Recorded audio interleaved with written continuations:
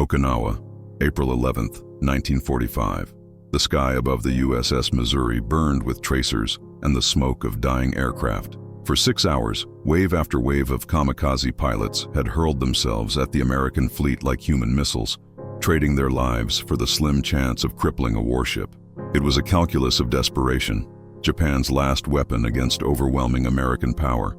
Seaman First Class Robert Henson stood at his battle station on the starboard side, hands gripping his 40mm anti-aircraft gun so tight his knuckles had gone white.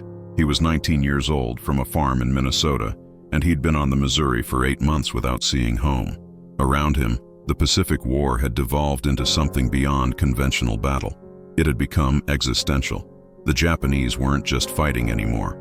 They were dying on purpose, turning men into weapons, and it terrified him in ways German U-boats never had. "Bogey, bearing 090, coming in fast." The spotter's voice cracked over the chaos. Henson swung his gun mount, eyes scanning the hazy sky. There, a Mitsubishi A6M0, trailing smoke, engine screaming as it dove straight toward the Missouri's bridge. The pilot had to know he was dead already. Anti-aircraft fire shredded the sky around him, but he kept coming, committed to his final dive. The ship's defensive fire erupted. Dozens of guns converged on the Zero, tearing chunks from its fuselage, but momentum and gravity don't care about bullets.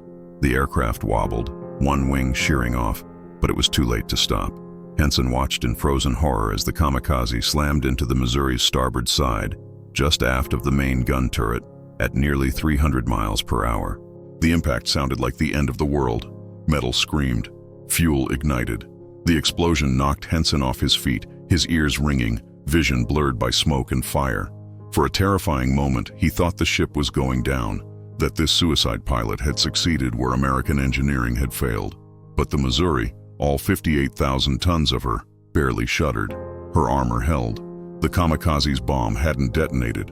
As damage control teams rushed forward with hoses and foam, Henson picked himself up, coughing, disoriented. That's when he saw it, the body. The Japanese pilot, thrown from his shattered cockpit on impact, lay crumpled on the deck like a broken doll. His flight suit was scorched, face partially obscured by burns, but unmistakably human, unmistakably young, maybe 20 years old, maybe younger. Around Henson, sailors gathered, rage and shock twisting their features. These were men who'd lost friends to kamikaze attacks, who'd watched entire destroyers sink beneath waves of suicidal aircraft.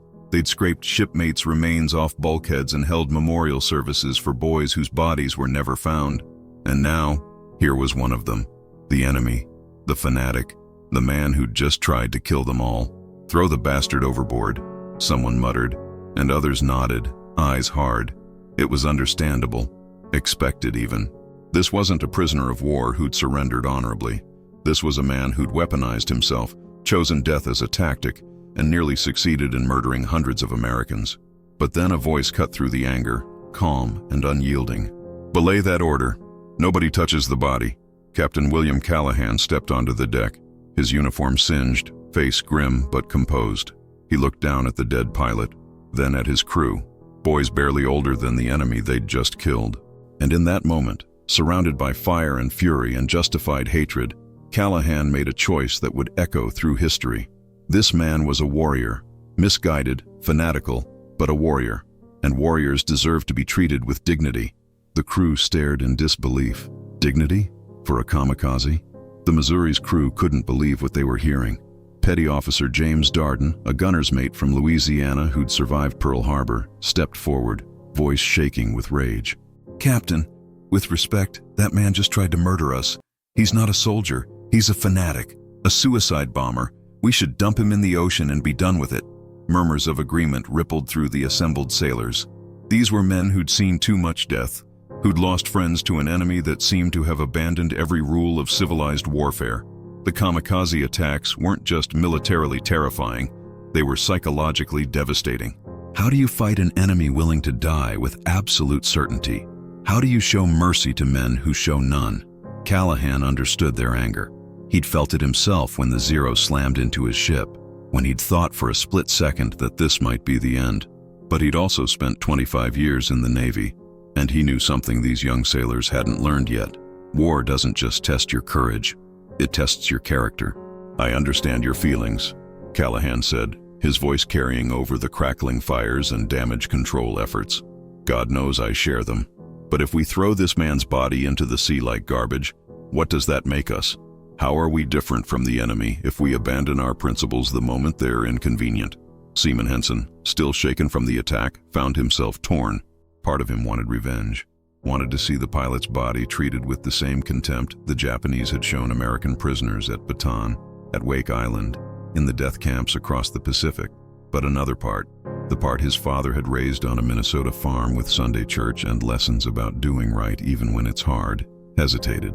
Lieutenant Commander Edward Stone, the ship's chaplain, stepped beside Callaghan. Stone was a Methodist minister from Ohio, a man who'd volunteered for combat duty instead of a safe posting stateside.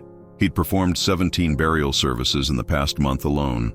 American boys committed to the deep, wrapped in canvas and weighted with shells. And now the captain was asking him to do the same for the enemy.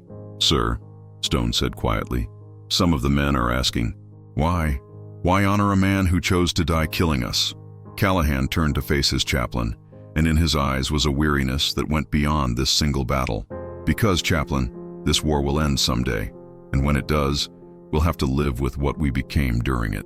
I won't let hatred turn us into the monsters we're fighting." The decision was made, but implementing it would be harder. Callaghan ordered the pilot's body to be carefully recovered, cleaned, and prepared for burial. He instructed Stone to conduct a full military funeral, with honors. Not American honors, but the respect due to any enemy combatant who died in action. The crew would sew a Japanese flag from spare canvas and scraps. They would fire a rifle salute. They would commit his body to the sea with dignity. The backlash was immediate. Sailors argued openly. Some refused to participate. Others questioned whether Callaghan had lost his mind, whether grief or shock had clouded his judgment. Even among the officers there was dissent. Why waste time and resources on the enemy when American wounded needed attention? Why show respect to a military that had shown none at Pearl Harbor, at Manila, at Nanking? But Callaghan stood firm. "This isn't about him," he told his executive officer that evening, as the sun set over Okinawa's blood-red waters. "It's about us. It's about proving that American values mean something even when they're tested by fire, especially then." The funeral would happen the next day, and every man aboard the Missouri would have to confront a question they'd never expected to face. Can you honor the warrior while hating the war? April 12, 1945. Dawn broke over the Pacific with an eerie calm, as if the ocean itself was holding its breath. The USS Missouri, scarred but defiant, prepared for a ceremony unlike any in naval history. On the quarterdeck, sailors worked in tense silence, constructing a makeshift platform for a funeral that half the crew thought was insane. Seaman Henson and 3 others had been assigned the grimmest task, sewing a Japanese flag. They'd never touched enemy colors except to burn them or tear them down from captured positions. Now they sat cross-legged on the deck with needles and thread, piecing together red fabric scraps into the rising sun symbol that represented everything they'd fought against. Henson's hands shook as he worked. He kept thinking about his friend Tommy Chen, killed 2 months ago when a kamikaze hit their escort destroyer. Would Tommy have wanted this? Would he understand?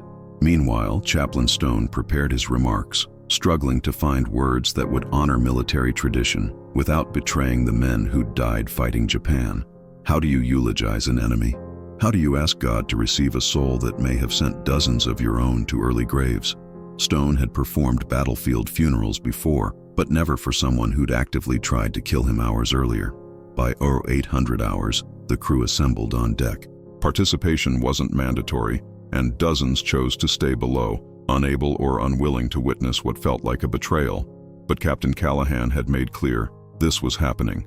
Those who attended stood in rigid formation, faces hard, jaws clenched. This wasn't mourning. This was discipline.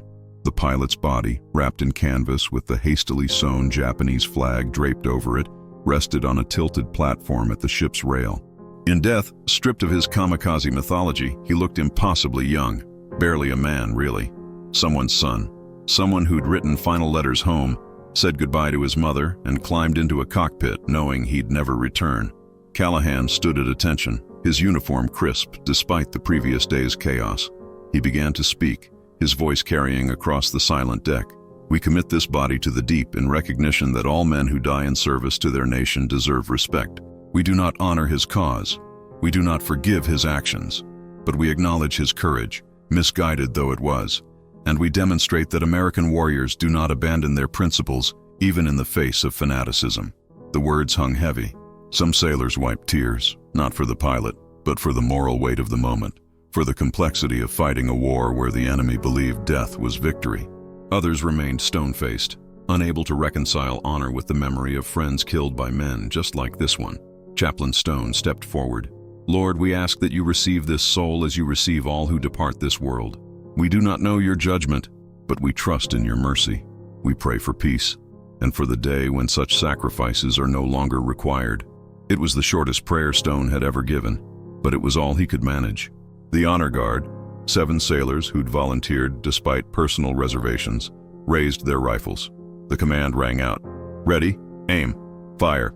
3 volleys cracked across the water, the traditional salute for fallen military personnel. The sound felt surreal.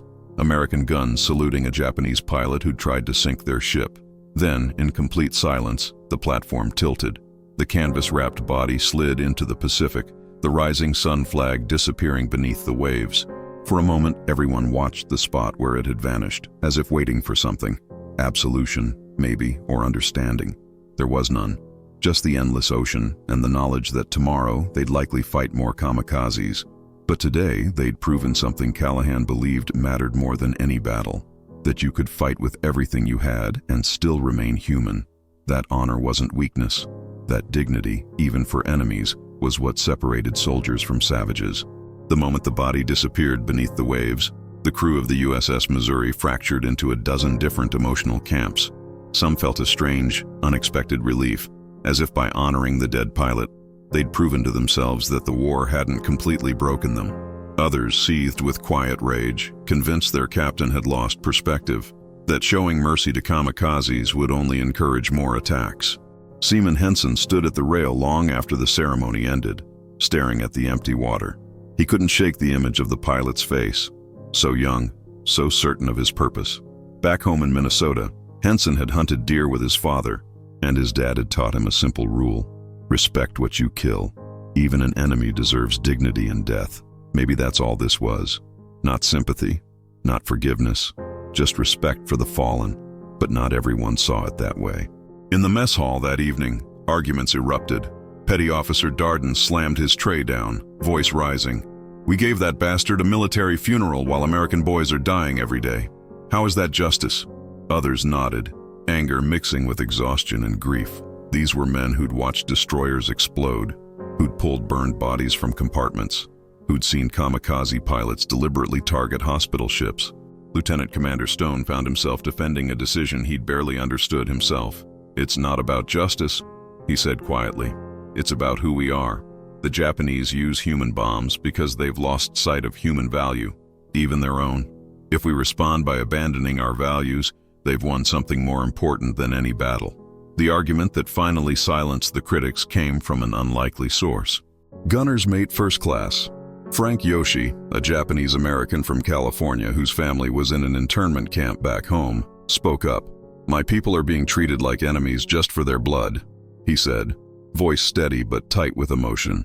"If we become the kind of men who throw bodies in the ocean like trash, then maybe they're right to fear us. Maybe we're no better than the enemy." The room fell silent. Yoshi had more reason than anyone to hate Japan. His heritage had cost him his freedom, his family, everything. Yet here he stood, defending the funeral of a man who shared his face, but not his loyalty. It was a moral complexity the crew hadn't expected, and it shifted something in the air. Meanwhile, word of the funeral spread beyond the Missouri. Other ships in the fleet heard about it, some with admiration, others with disbelief. One destroyer captain reportedly radioed Callaghan asking if he'd gone soft. Callaghan's response was simple: "I buried a warrior, not a war crime. There's a difference." Back on the Missouri, something unexpected began to happen. Sailors who'd been furious about the funeral started to reconsider. Maybe it wasn't about the pilot at all. Maybe it was about proving that even in the Pacific's brutal island-hopping campaign, even facing an enemy that used suicide as strategy, Americans could maintain their humanity. Maybe that was the real victory. Henson wrote a letter home that night, trying to explain what had happened. "Mom," he wrote, "today we buried a man who tried to kill us. The captain says it's about honor.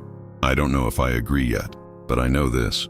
When this war ends, I want to come home as the same person I was when I left. Not broken, not hateful, just still me." The crew never forgot the Kamikaze funeral. Years later, survivors would describe it as one of the most important moments of their service, not because it was heroic, but because it was human. Because in the middle of industrialized slaughter, someone had insisted that dignity still mattered. And in the strange accounting of war, that might have been the most American thing they ever did. The USS Missouri served with distinction through the rest of World War II, surviving multiple kamikaze attacks and emerging as one of America's most celebrated battleships. But among all her achievements, providing fire support at Iwo Jima and Okinawa, serving as the site of Japan's formal surrender on September 2, 1945, it's the story of the Kamikaze funeral that reveals the most about American military character. Captain William Callaghan never sought recognition for his decision. In fact, he rarely spoke about it publicly, believing it was simply what duty and honor required. But decades later, historians would cite the funeral as evidence of a fundamental difference between Allied and Axis military culture, a commitment to values even when expedience suggested otherwise. The Japanese pilot's name was never confirmed. No record survived to identify him. No family ever learned where or how he died. He remains one of thousands of anonymous casualties in a war that consumed an entire generation. But his funeral became a teaching moment, used in military academies to illustrate the difference between lawful combatants and war criminals, between respecting enemy soldiers and validating enemy ideology. In 1998, a delegation of Japanese veterans visited the USS Missouri, now a museum ship permanently moored in Pearl Harbor. Among them was a former kamikaze pilot who'd survived the war by sheer chance. His mission scrubbed hours before he was set to fly. When he heard the story of the 1945 funeral, he wept openly. "You treated our dead better than our own commanders did," he said through a translator. "You proved your values were real, not propaganda." That distinction matters. Throughout the Pacific War, American forces faced an enemy that had weaponized death itself, that sent teenagers to die in suicide attacks while telling them it was the highest honor. The cruelty of that manipulation, turning boys into bombs, could have justified American brutality in response. Many argued it did, but Callaghan and others like him refused that logic. Seaman Henson returned to Minnesota after the war, married, raised a family, and rarely spoke about his combat service.